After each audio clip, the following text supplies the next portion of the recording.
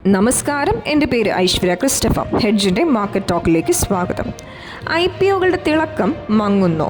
Mid cap small cap ഓഹരികളിൽ ഈയിടെയുണ്ടായ ഇടിവ് പുതിയ IPOകളുടെ listing നേട്ടത്തെയും ബാധിച്ചു.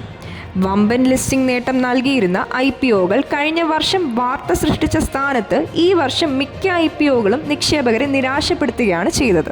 കഴിഞ്ഞ 3 മാസത്തിനിടെ ലിസ്റ്റ് ചെയ്ത 21 ഓഹരികളിൽ 10 ലിസ്റ്റിംഗ് ദിനത്തിൽ ഇഷ്യൂ വിലയേക്കാൾ താഴെയായാണ് ക്ലോസ് ചെയ്തത്.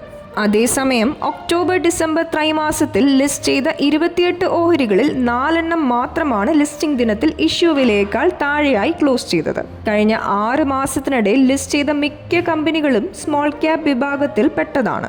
അതുകൊണ്ട് തന്നെ ഈയിടെ മിഡ് ക്യാപ് സ്മോൾ ക്യാപ് ഓഹരികളിൽ ഉണ്ടായ ഇടിവ് IPO വിപണിയെയും അനിശ്ചിതത്വത്തിലാക്കി. മാർച്ചിൽ ഇതുവരെ ലിസ്റ്റ് ചെയ്ത 8 കമ്പനികളിൽ 5 ഇഷ്യൂ വിലയേക്കാൾ താഴെയായാണ് ലിസ്റ്റിംഗ് ദിനത്തിൽ ക്ലോസ് ചെയ്തത്. JG chemicals, RK Swamy, Gopal snacks, popular vehicles, crystal integrated എന്നിവയാണ് ലിസ്റ്റിംഗ് ദിനത്തിൽ ഇടിവ് നേരിട്ടത്.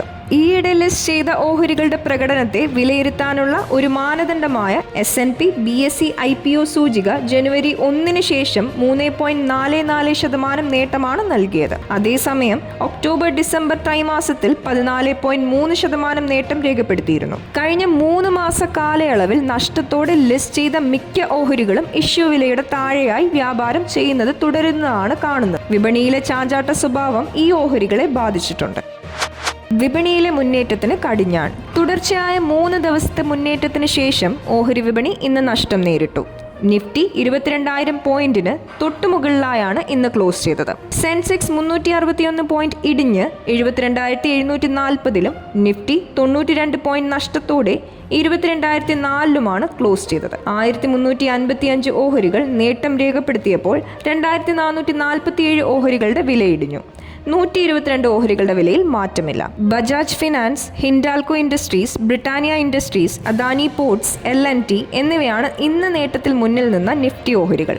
Power grid corporation, Eicher motors, Bharti Airtel, Kotak Mahindra bank, Wipro എന്നിവയാണ് കൂടുതൽ നഷ്ടം നേരിട്ട നിഫ്റ്റി ഓഹരികൾ.